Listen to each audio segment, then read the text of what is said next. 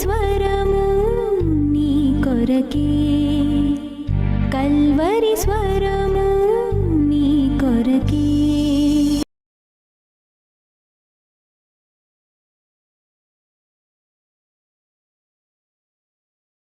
నిర్గమకాండము 2వ అధ్యాయము 11 నుంచి 15 వరకు అందరం కలిసి చదువుదాం.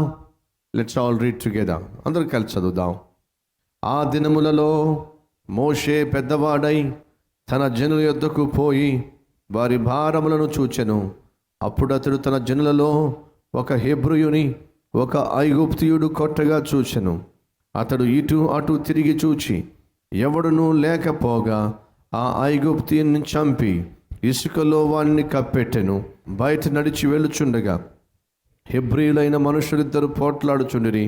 అప్పుడు అతడు అన్యాయము చేసిన వారిని చూసి నీవేళ నీ పొరుగు వారిని కొట్టుచున్నావని అడుగగా అతడు మా మీద నిన్ను అధికారిగాను తీర్పరినిగాను నియమించిన వాడెవడు? నీవు ఆ ఐగుప్తియుని చంపినట్లు నన్నును చంపవలనని అనుకొనుచున్నావా అనెను. అందుకు మోషే నిశ్చయముగా ఆ సంగతి బయలుపడిననుకుని భయపడెను. ఫరో ఆ సంగతి విని మోషేను చంపచూచెను గాని మోషే ఫరో ఎదుట నుండి పారిపోయి మిద్యాను దేశములో నిలిచిపోయి ఒక బావి వద్ద కూర్చుండెను. వాక్య భాగాన్ని మనం చదివాం. కొన్ని విలువైన ఆత్మీయ పాఠాలు ఇక్కడ మనం నేర్చుకోవాలి. మీకు జ్ఞాపకం ఉందా? యోసేపును అన్నలు అమ్మేశారు. ఐగుప్తులో ఉన్నటువంటి వర్తకులకు యోసేపును అమ్మేశారు. యోసేపు బానిసగా ఐగుప్తుకు కొనిపోబడ్డాడు. అలా కొనిపోబడిన యోసేపు యథార్థంగా నీతిగా జీవించిన దానికి ప్రతిఫలంగా యోసేపు ఏ దేశానికైతే బానిసగా కొనిపోబడ్డాడో ఆ దేశములో బానిసగా వెళ్ళిన యోసేపు నీతిగా యథార్థంగా జీవించిన పుణ్యానికి దేవుడు ఆ యోసేపును ఆ దేశానికే ప్రధానమంత్రి స్థానానికి దేవుడు తీసుకెళ్ళాడు. బహుగా దీవించాడు. ఉన్నతమైన స్థానానికి నడిపించాడు. ఆ సమయంలో ఆ దేశంలో కరువు బహుగా ఉన్నప్పుడు ఆ దేశ ప్రజలకు కావలసిన ఆహారాన్ని అన్నమును పెట్టేవాడిగా దేవుడు యోసేపును దీవించాడు. అదే సమయంలో దూర ప్రాంతంలో ఉంటున్నటువంటి తన తండ్రిని తన సహోదరులను కూడా తాను ఉన్న చోటనే ఉండడానికి వారిని ఆహ్వానించాడు. యాకోబుతో పాటు ఉన్నటువంటి కుమారులు, వారి భార్యలు, వారి బిడ్డలు చాలామంది కలిసి యోసేపు దగ్గర ఉండడానికి వచ్చారు. యోసేపు ఉన్నంత కాలము యాకోబు కుటుంబానికి ఏ లోటు లేదు. యోసేపును దేవుడు దీవించాడు. తనతో పాటు ఉన్న వారందరికీ కూడా యోసేపును దీవెనకరంగా మార్చేశాడు. అలా ఇశ్రాయేలీలు అనగా యాకోబు సంతతి ఐగుప్తులో అడుగుపెట్టి ఐగుప్తులోనే చాలా సంవత్సరాలు అక్కడ ఉండిపోయారు. అలా చాలా సంవత్సరాలు ఉండిపోయిన తర్వాత ఆ ఐగుప్తు దేశంలో ఇశ్రాయేలీల యొక్క సంఖ్య బహుగా పెరిగిపోయింది. దయచేసి గమనించండి. యోసేపు ఐగుప్తునకు ఇశ్రాయేలును అనగా యాకోబు యొక్క కుటుంబాన్ని ఆహ్వానించినప్పుడు బానిసలుగా వారు అక్కడ జీవించలా. వెట్టి చాకిరీ చేసేవారిగా ఐగుప్తు దేశంలో వారు ఉండలా. మరి ఎటువంటి స్థితిలో ఉన్నారు? వాళ్ళు ఉన్నతమైన స్థితిలో ఉన్నారు. ఐగుప్తు దేశములో ఉన్నటువంటి శ్రేష్టమైన స్థలములో, ఉన్నతమైన స్థలములో వారు అతిథులుగా గెస్టల్లా వారు ట్రీట్మెంట్ పొందుకున్నారు. యోసేపు ఫరో దగ్గరకు వచ్చి, అయ్యా నా తండ్రి నా సహోదరులు వచ్చారు అని అంటే, ఐగుప్తు దేశంలో శ్రేష్టమైన భాగం ఉంది కదా, నీ తండ్రి నీ సహోదరులు ఆ శ్రేష్టమైన భాగములో వారు నివసించులాగున వారికి ఆ స్థలాన్ని ఇవ్వు, అక్కడే వారు నివసింపనివ్వు అని చెప్పి శ్రేష్టమైన భాగాన్ని, శ్రేష్టమైన చోటును ఆ ఫరో యోసేపు యొక్క నీతిని బట్టి, యథార్థతను బట్టి తన తండ్రి తన సహోదరులు ఉండడానికి ఇచ్చాడు. గమనించండి, యోసేపు జీవించినంత కాలము ఆ కుటుంబానికి ఏ లోటు లేదు. యోసేపు ఉన్నంత కాలము ఆ కుటుంబము దివ్యమైన శ్రేష్టమైన దీవెనలే పొందుకున్నారు. కానీ ఎప్పుడైతే యోసేపు మరణించాడో ఆ తర్వాత బైబిల్లో మనం చూస్తాం, యోసేపు సేవించిన దేవుడైనను ఎరుగనటువంటి రాజు ఐగుప్తు దేశాన్ని పరిపాలించడం మొదలుపెట్టినప్పుడు, యోసేపు చేసిన మేలులను ఆ దేశ ప్రజలు మర్చిపోయినప్పుడు, అక్కడ ఉన్నటువంటి ఇశ్రాయేలులను వెట్టి చాకిరీ చేయడానికి బానిసలుగా వారిని వాడుకోవడం మొదలుపెట్టారు.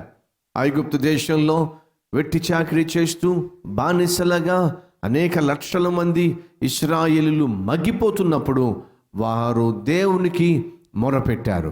అలా దేవునికి మొరపెట్టగా దేవుని వారి మొర విన్నాడు. వారిని రక్షించాలి అని చెప్పి ఆయన అనుకున్నాడు. అలా అనుకున్నప్పుడు వారిని రక్షించటానికి, వారిని విడిపించటానికి, వారిని ఐగుప్తులో నుంచి వాగ్దాన భూమికి నడిపించటానికి దేవుడు ఓ చక్కని కుమారుణ్ణి ఆ ప్రాంతంలో వీరిని రక్షించటానికి దేవుడు ఏర్పరచుకున్నాడు. ఆ దంపతులకు ఓ చక్కని కుమారుణ్ణి ఇచ్చాడు. ఆ సమయంలో ఫరో యొక్క ఆజ్ఞ ప్రకారము ఇశ్రాయేలీయులకు ఎవరైనా అబ్బాయిలు పుడితే, మగపిల్లవాడు పుడితే చంపేసేయండి, ఇశ్రాయేలీయులు వర్ధిల్లడానికి విస్తరించడానికి వీల్లేదు, చంపేసేయండి అని చెప్పి ఆజ్ఞ ఇయ్యగా మోషే అనేటటువంటి బాలుడు మాత్రము చంపబడకుండా దేవుని మహాకృపను బట్టి ఆ మోషే కాపాడబడ్డాడు. ఫరో ఆజ్ఞ చంపేసేయండి, ఇశ్రాయేలీయులలో హెబ్రీలలో మగపిల్లవాడు ఉండడానికి వీల్లేదు, చంపేసేయండి అని అంటే దేవుడు ఎంత అద్భుతంగా మోషేను కాపాడాడో తెలుసా? తన తల్లి తన కుమారుడైన మోషేను కాపాడుకోలేక ఒక జమ్ము పెట్టిలో ఆ బిడ్డను పెట్టి నైలు నదిలో వదిలేసింది. ప్రభువా నువ్వే చూసుకోవాలి, మగ పిల్లవాళ్ళను ఈ దేశంలో బ్రతకనివ్వడం లేదు, నా కుమారుడు ఒకవేళ వారి కంట పడినట్లయితే చంపేస్తారు నా కుమారుణ్ణి, నువ్వే కాపాడిన ఆయన అని చెప్పి ఒక జమ్ము పెట్టిలో ఆ కుమారుని పెట్టి నదిలో వదిలేసింది. అదే సమయంలో ఫరో యొక్క కుమార్తె రావడం, ఆ జమ్ము పెట్టి ఎగ్జాక్ట్గా అదే సమయంలో కళ్ళ ముందు అక్కడ చిక్కుకొని ఉండడము, ఆ కుర్రవాడిని ఒడ్డుకు చేరిస్తే ఆ కుర్రవాడు బహు అందముగా బహు ప్రత్యేకంగా కనిపించటము, ఆ ఫరో యొక్క కుమార్తె ఈ కుర్రవాడిని తీసుకెళ్ళి ఫరో ఇంటిలోనే పెంచి పెద్ద చేయడం. చూసారా, ఫరో చంపాలని చెప్పి ఆశించినటువంటి బిడ్డను ఫరో ఇంటిలోనే దేవుడు చేర్చి ఇంచుమించు 40 సంవత్సరాలు యవ్వన ప్రాయం అంతా కూడా మోషే యొక్క వయస్సు, మోషే యొక్క జీవితము ఫరో ఇంట్లోనే గడిచిపోయింది. ఐగుప్తు దేశంలో సకల విద్యలను మోషే నేర్చుకున్నాడు. అన్ని విద్యలు నేర్చుకున్న తర్వాత ఒక సమయానికి వచ్చాడు. ఆ సమయంలో జరిగింది ఏమిటంటే, తన ప్రజలు అనగా ఇశ్రాయేలీయులు బానిసలుగా ఉన్నారు, వారు భారము మోయలేక అల్లాడిపోతున్నారు అని గ్రహించాడు. దట్ ఈస్ గమనించండి, మోషేను బహుమానంగా ఆ తల్లికి తండ్రికి ఇచ్చినవాడు దేవుడే. మోషేను నాయకుడిగా ఏర్పరచుకోవడానికి ఆలోచన చేసిన వాడు దేవుడే. మోషే పట్ల ఉన్నతమైన తలంపులు కలిగి ఉన్నవాడు దేవుడే. మోషేను ఎప్పుడు ఏ విధంగా నాయకుడిగా ఎన్నుకొని వాడుకోవాలో నిర్ణయించిన వాడు కూడా దేవుడే. ప్రతిదానికి సమయం ఉన్నది అని ప్రసంగిలో మనం చూస్తాం. ప్రతిదానికి సమయం ఉంది. నీ పట్ల, నీ జీవితం పట్ల దేవుడు ఏ తలంపు కలిగి ఉన్నాడో, ఏ ఉద్దేశం కలిగి ఉన్నాడో, ఏం చేయాలనుకుంటున్నాడో, ఏమి ఇవ్వాలనుకుంటున్నాడో, ఏ రీతిగా నిన్ను హెచ్చించాలనుకుంటున్నాడో, ఏ రీతిగా నిన్ను వాడుకోవాలనుకుంటున్నాడో, ఏ రీతిగా నీ జీవితాన్ని బట్టి ఇతరులకు సహాయం చేయాలనుకుంటున్నాడో, ప్రతిదానికి సమయం ఉంది. అటువంటి దేవుని చిత్తాన్ని గ్రహించడంలో మోషే విఫలమయ్యాడు అని చెప్పచ్చు. ఎందుకని? ఒక హెబ్రీయుడు, ఒక ఐగుప్తీయుడు మాట పెరిగి వాళ్ళు కొట్టుకున్నారు. ఐగుప్తీయుడు హెబ్రీయుడిని కొట్టేశాడు, పోట్లాడాడు. అది చూసిన మోషే తట్టుకోలేకపోయాడు. మా వాణ్ణి నువ్వు కొడతావురా, మా వాణ్ణి నువ్వు తక్కువ చేసి మాట్లాడతావురా అని చెప్పి తొందరపడ్డాడు, అని చెప్పి కోపడ్డాడు. కోపంతో ఊగిపోయాడు. తొందరపడి కోపంతో ఊగిపోయి తనేదో చేసేసేయాలి అనే ఉద్దేశంతో ఆ ఐగుప్తీయుడు చూసి అటు ఇటు చూశాడట. ఎవరూ కనిపించలేదంట. అలా ఎవరూ కనిపించకపోయేసరికి ఆ రోజు మోషే ఒక దారుణానికి ఒడిగట్టాడు. ఏమిటి ఆ దారుణం అంటే, ఆ ఐగుప్తీయుణ్ణి హత్య చేసి పడేశాడు. మర్డర్ చేసి పడేశాడు, ఖూనీ చేశాడు. అలా ఐగుప్తీయుణ్ణి మర్డర్ చేసిన తర్వాత ఎక్కడ ఈ విషయం కాస్త బయటకు వచ్చేస్తుందేమో, ఎక్కడ నా గురించి అందరికీ తెలిసిపోతుందేమో, ఐగుప్తీయుణ్ణి ఐగుప్తు దేశంలో ఒక హెబ్రీయుడు ఇశ్రాయేలు చంపడం అంటే మాటలు కాదు. ఈ విషయం కాస్త బయటకు తెలిస్తే నన్ను చంపేస్తారు. ఏం చేయాలి? నేను చేసిన ఈ దారుణం, నేను చేసిన ఈ పాతకం, నేను చేసినటువంటి ఈ కూని బయటకు రాకుండా ఉండాలంటే ఏం చేయాలి? దాన్ని కప్పెట్టేసేయాలి, దాన్ని దాచిపెట్టేసేయాలి అని చెప్పి మోషే ఆ ఐగుప్తీయుణ్ణి మర్డర్ చేయడమే కాకుండా అతన్ని కప్పెట్టేశాడు. అలా కప్పెట్టినప్పుడు తను అనుకున్నాడు, అమ్మయ్యా ఇంకేం పర్వాలా, ఎందుకని నేను మర్డర్ చేశాను, నేను హత్య చేశాను, నేను ఒక ఐగుప్తీయుని చంపేశాను. ఈ చంపిన విషయం ఎవ్వరికి బయటపడకుండా, నేను చేసిన ఈ దారుణము బయటకు రాకుండా, ఎవరికంట పడకుండా నేను కప్పెట్టేశాను, కాబట్టి ఏం పర్వాలా అని చెప్పి తాను అనుకున్నాడు. చూడండి ఏముందో బైబిల్లో 11వ వచనము. ఆ దినములలో మోషే పెద్దవాడై తన జనుల యొద్దకు పోయి వారి భారములను చూచెను. అప్పుడు అతడు తన జనులలో ఒక హెబ్రీయుణ్ణి ఒక ఐగుప్తీయుడు కొట్టగా చూచెను. అతడు ఇటు అటు తిరిగి చూచి ఎవడనూ లేకపోగా ఆ ఐగుప్తీయుని చంపి ఇసుకలో వాడిని కప్పెట్టెను. ఒక దారుణము చేసేటప్పుడు, ఒక తప్పు చేసేటప్పుడు, ఒక హత్య చేసేటప్పుడు, చెయ్యకూడని పని మోషే చేస్తున్నప్పుడు మొట్టమొదటిగా చేసిన పని ఏమిటంటే అటు ఇటు చూశాడట. అటు ఇటు చూసినప్పుడు ఎవ్వరూ లేరు అని అనుకొని మోషే ఒక దారుణానికి ఓడిగట్టాడు. ఏమిటి? ఒక ఐగుప్తీయుణ్ణి చంపేశాడు. జాగ్రత్తగా వినండి. మన జీవితంలో కూడా ఏదైనా పాపము చేయాలనుకున్నప్పుడు, మన శరీరము పాపము చేయడానికి పరుగులు తీస్తున్నప్పుడు, మన జీవితంలో నిత్యమైన కార్యాలు ఒడిగట్టడానికి పరుగులు తీసినప్పుడు సాధారణంగా చేసే పని ఏంటంటే అటు ఇటు చూస్తాం. ఎందుకు చూస్తాం అట్లాగా? ఎవరైనా నన్ను గమనిస్తున్నారా? ఈ స్థలములో నేను ఉండకూడదు, కానీ ఈ స్థలంలో నేను ఉన్నాను, నన్ను ఎవరైనా చూస్తున్నారా? ఇక్కడ నేను కనిపించకూడదు, ఈ ప్రాంతంలో నేను ఉండకూడదు, ఈ వ్యక్తితో నేను కనిపించకూడదు, ఈ స్థితిలో నేను కనిపించకూడదు, కానీ నన్ను ఎవరైనా గమనిస్తున్నారా, ఎవరైనా నన్ను చూస్తున్నారా అని మనిషి పాపము చేసేటప్పుడు భయముతో నిండిపోయిన వ్యక్తి ఏం చేస్తాడు? అటు ఇటు చూస్తాడు. నన్ను ఎవరైనా గమనిస్తున్నారేమో, నన్ను ఎవరైనా చూస్తున్నారేమో, నాకు తెలిసిన వాళ్ళు ఎవరైనా ఈ ప్రాంతంలో ఉన్నారేమో అని అటు ఇటు చూడడము పాపము చేసేవాడు సాధారణంగా చేస్తాడు. ఈరోజు ఈ మాటలు వింటున్న సహోదరుడా, సహోదరి, ఈ మధ్యకాలంలో కానీ గడిచిన వారంలో కానీ ఎప్పుడైనా ఈ పరిస్థితి గుండా నువ్వు వెళ్ళావా? ఏ పరిస్థితి గుండా నువ్వు ఏ పాపమైతే చేయాలని ఆశపడ్డావో, ఏ పాపానికైతే నువ్వు పరుగులు తీసావో, ఆ పాపము చేయడానికి ఆ ప్రాంతానికి వెళ్ళినప్పుడు, అక్కడికి వెళ్ళినప్పుడు, అక్కడ తచ్చాడుతున్నప్పుడు అటు ఇటు చూసావా? ఎవరైనా చూస్తున్నారేమో, నన్ను ఎవరైనా గమనిస్తున్నారేమో, నన్ను ఎవరైనా అబ్జర్వ్ చేస్తున్నారేమో, మా వాళ్ళు ఎవరైనా చూస్తున్నారేమో అనేటటువంటి భయము కానీ, అనేటటువంటి భీతి కానీ, అనేటటువంటి పరిస్థితి కానీ నీకు ఈ వారంలో, ఈ నెలలో దాపరించిందా? ఒకవేళ అటువంటి పరిస్థితి గుండా వెళ్ళినట్లయితే ఎవరైనా నన్ను చూస్తున్నారేమో అనేటటువంటి భయము నీలో ఏర్పడింది అంటే నువ్వు తప్పుడు పనులు చేస్తున్నావు అని చెప్పడానికి ఏ సందేహము లేదు. నేను చేస్తుంది సరైన పని కాదు, నేను చేస్తుంది, నేను చూస్తుంది, నేను వచ్చింది, నేను ఎక్కడున్నానో అది సరైన ప్రదేశము కాదు, నేను చేస్తుంది మంచి పని కాదు అనే భయము నీలో ఏర్పడినప్పుడు ఖచ్చితంగా నువ్వు అటు ఇటు చూస్తావు. అటు ఇటు చూసి ఎవరు లేరు, ఎవరు చూడటం లేదు అని నువ్వు అనుకుంటావు. సాధారణంగా పాపము చేసేవాడు ఏం కోరుకుంటాడు? తనకు పరిచయం ఉన్న వాళ్ళు ఎవరు తనకు దగ్గరగా ఉండకూడదు అనుకుంటాడు. అటు ఇటు చూస్తాడు. ఉదాహరణకు మనం పెద్ద గొప్ప దొంగలం కాకపోవచ్చు, గొప్ప దొంగలం కాకపోవచ్చు, భయంకరమైన దొంగలం కాకపోవచ్చు, కానీ చెప్తా జాగ్రత్తగా వినండి. మీరు ఒకవేళ రోడ్డు మీద వెళ్తున్నప్పుడు మీ కళ్ళ ముందు ఒకవేళ పర్సు కనిపిస్తే, ఏం కనిపిస్తే? మీ కళ్ళ ముందు ఒకవేళ పర్స్ కనిపిస్తే ఆ పర్సు కనిపించినప్పుడు దాంట్లో కొన్ని పచ్చ నోట్లు బయటికి కనిపిస్తూ ఉంటే ఫస్ట్ ఒక మనిషి ఏం చేస్తాడు?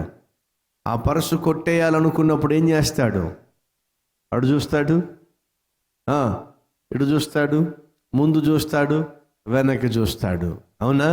ఒక తప్పుడు పని చేసేటప్పుడు, ఒక తప్పు చేసేటప్పుడు, చేయకూడని పని చేసేటప్పుడు అటు ఇటు చూస్తాడు.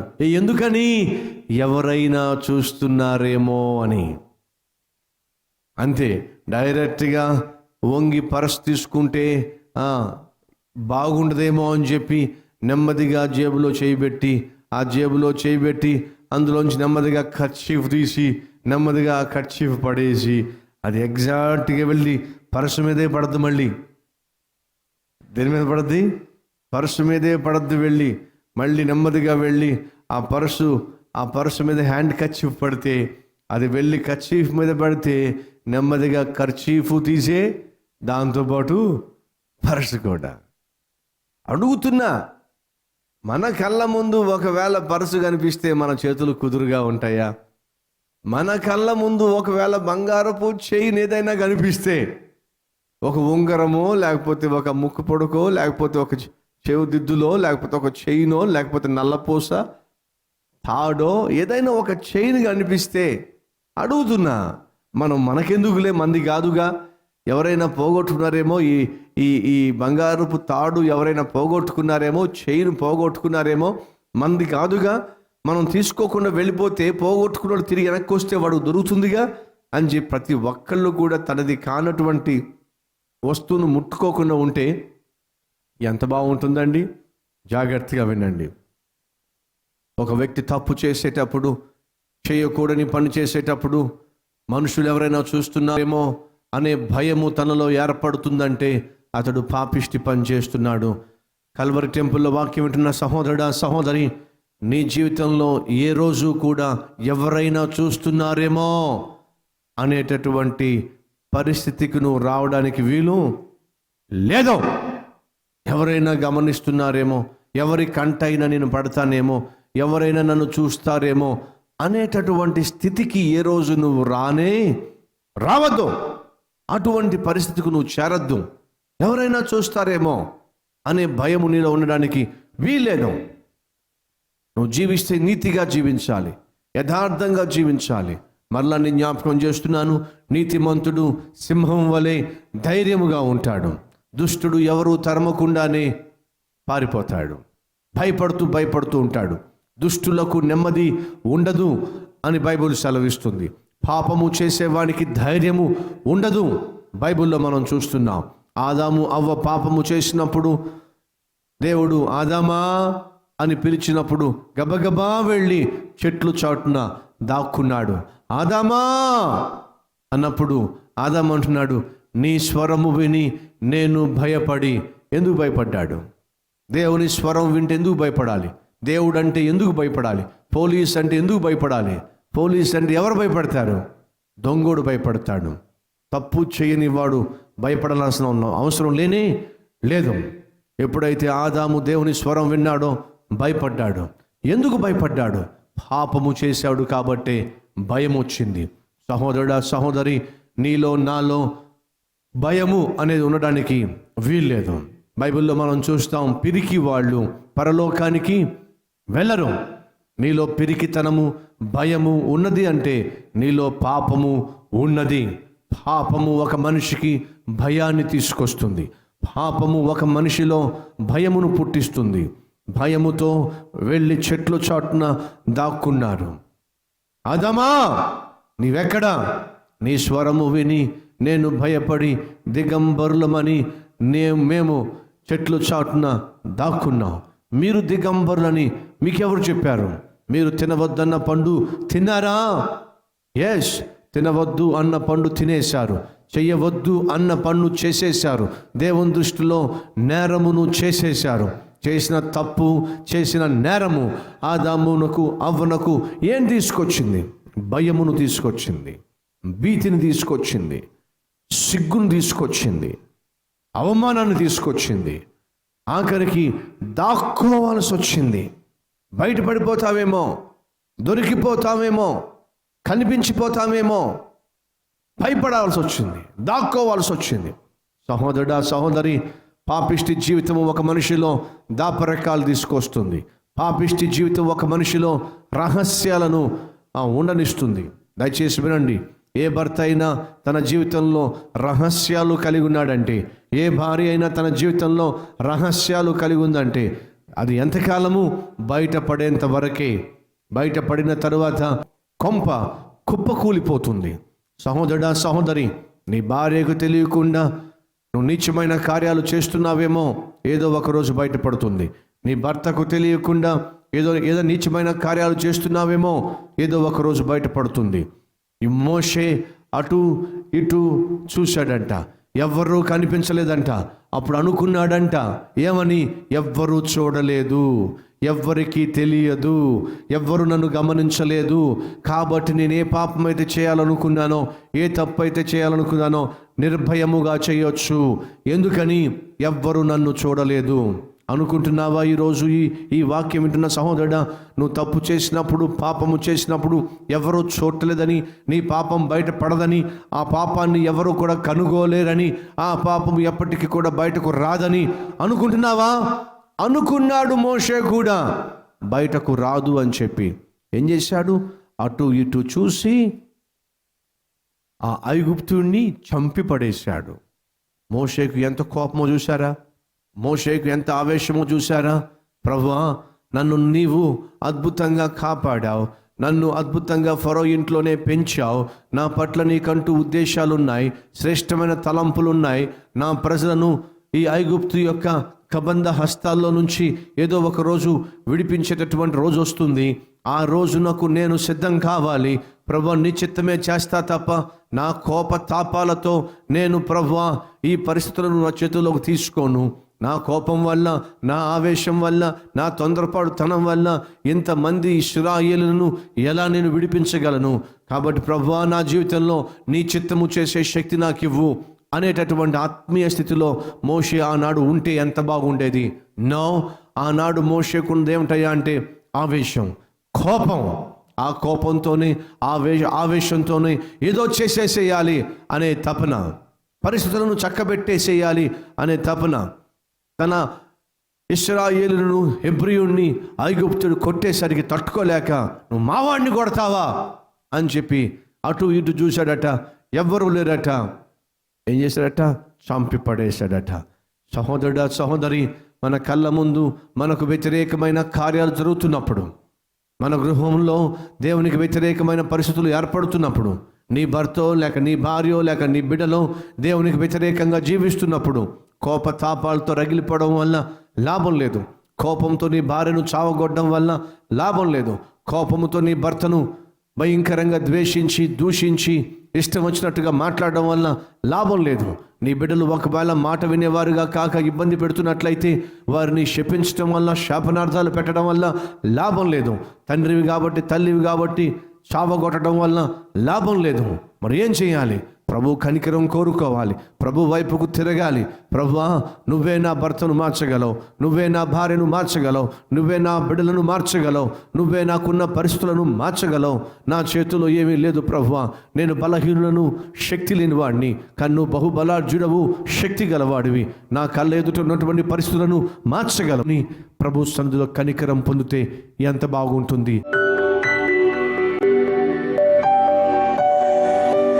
మహాపరిశుద్ధుడైన ప్రేమ కలిగిన తండ్రి, మనిషి పాపము చేసినప్పుడు ఆ పాపము బయటపడదులే అనే భరోసాతో, అనే నమ్మకంతో పాపము చేసి నాయన ఇష్టానుసారంగా జీవించటము మాకు తెలిసిందే.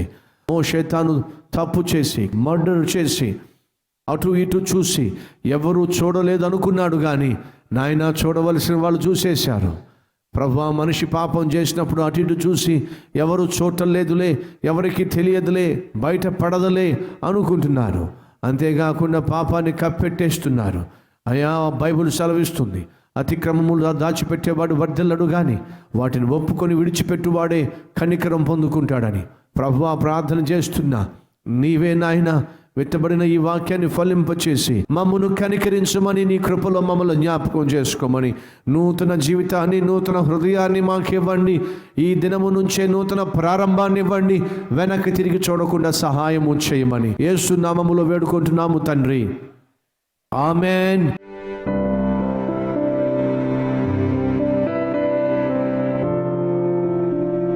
మేము గత 5 సంవత్సరాల నుండి కల్వరి టెంపుల్కి వస్తున్నాము.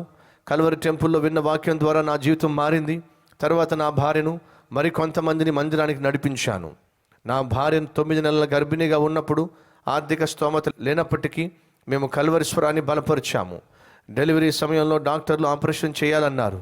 కానీ దేవుడు అద్భుతం చేసి నార్మల్ డెలివరీ ద్వారా మాకు చక్కని కుమారుని ఇచ్చాడు. అంతేకాకుండా 2 నెలల వ్యవధిలో 4-వీలర్ వాహనాన్ని ఇచ్చాడు. అందుకు కృతజ్ఞతగా కల్వరీశ్వరాన్ని బలపరచుగా దేవుడు మాకు మరొక వాహనాన్ని ఇచ్చాడు. ఇప్పుడు 2 వాహనాల నిండా అనేకుల్ని మందిరానికి నడిపిస్తున్నాము. అంతేకాక సంవత్సరానికి 6 కార్యక్రమాలని బలపరచాలని తీర్మానం తీసుకున్నాము. ఇట్లు సహోదరుడు రమేష్. సువార్త వ్యాప్తిలో మేము మా కుటుంబం తరఫున పాలు పంచుకోవాలని చెప్పి కల్వరీశ్వరాన్ని ఆర్థిక ఇబ్బందులు ఉన్నప్పుడు బలపరిచాడు.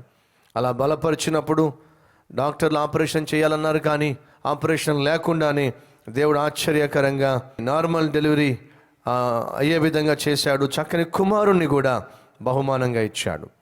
అంతేకాకుండా 2 నెలల వ్యవధిలో దేవుడు మాకు ఒక చక్కని కారు కూడా ఇచ్చాడు. అందుకు కృతజ్ఞతగా కల్వరీశ్వరాన్ని బలపరచగా దేవుడు మరొక వాహనాన్ని ఇచ్చాడు. ఒక కార్యక్రమం కూడా బలపరచడానికి స్తోమత లేనటువంటి స్థితిలో కల్వరీశ్వరాన్ని బలపరచగా ఇతడిస్తున్న సాక్ష్యం తెలుసా? దేవుడు మమ్మల్ని బహుగా దీవించాడు. చక్కని గర్భఫలాన్ని ఇచ్చాడు, కుమారుణ్ణి ఇచ్చాడు, 2 వాహనాలు ఇచ్చాడు. ఆ వాహనాల నిండా మేము అనేక ఆత్మలను మందిరాన్ని నడిపిస్తున్నాం. ఇప్పుడు మరొక తీర్మానం తీసుకున్నాం. ఏమిటి? 2 నెలలకు ఒక్కసారన్నా మేము కల్వరీశ్వరాన్ని బలపరచాలి. సంవత్సరంలో 6 సార్లు కల్వరీశ్వరాన్ని బలపరిచి లక్షల మందికి సువార్తను అందించే కుటుంబంగా మేము ఉండాలని ఆశపడుతున్నాం. 2 నెలలకు ఒకసారి కల్వరీశ్వరం బలపరచడం అంత ఈజీ కాదు. కానీ వీళ్ళు తీర్మానం తీసుకున్నారు. అమీర్పేట దగ్గర ఫుట్పాత్ మీద రోడ్డు పక్కన బజ్జీలు అమ్ముకునేటటువంటి ఒక కుటుంబం ఉంది. చాలా సంవత్సరాలుగా కల్వరి టెంపుల్కి వస్తున్నారు. ఆత్మీయంగా కల్వరి టెంపుల్ ద్వారా పోషించబడుతున్నారు. ప్రతి నెల ఒక కార్యక్రమాన్ని ఖచ్చితంగా ఆ కుటుంబం బలపరుస్తూ ఉంటుంది. ఏ కుటుంబం తెలుసా? రోడ్డు పక్కన బజ్జీలు అమ్ముకునే కుటుంబం. ప్రతి నెల ఒక కార్యక్రమాన్ని బలపరుస్తుంది. అలా ఇంచుమించు 5 సంవత్సరాలుగా ప్రతి నెల ఒక కార్యక్రమాన్ని బలపరుస్తున్నారు. ఎవరు? రోడ్డు పక్కన బజ్జీలు అమ్ముకునేవాళ్ళు. ఎందుకని? రోడ్డు పక్కన బజ్జీలు అమ్ముకునే వ్యక్తికి ఎంత వస్తుంది లాభం? వాళ్ళు ఈ లోకంలో లాభాన్ని పొందుకొని ఆ లాభాన్ని దాచిపెట్టుకొని కోటీశ్వరులు, లక్షాధికారులు, ధనవంతులు కావడం కంటే మాకిచ్చినటువంటి లాభాన్ని, ఎక్కువ శాతాన్ని దేవుని యొక్క రాజ్యము కొరకు, ఆత్మల సంపాదన కొరకు ఖర్చు పెట్టడమే భాగ్యంగా ఆ కుటుంబం ఎంచింది. కాబట్టి నెలకొక్కసారి ఆ కార్యక్రమాన్ని బలపరుస్తున్నారు. ఈ సమయంలో నీకు ఒక సవాలు. నశించిపోతున్న వాళ్ళు కోకొల్లలు ప్రతి సెకండ్కి 2 నరకానికి వెళ్తున్నారు. దేవుణ్ణి తెలుసుకోకుండా శాశ్వతంగా నరకంలో కుప్పకూలిపోతున్నారు. సువార్త ప్రకటించాల్సిన బాధ్యత మన మీద ఉంది. మా address Calvary, post box number 30, Kukatpally, Hyderabad 72.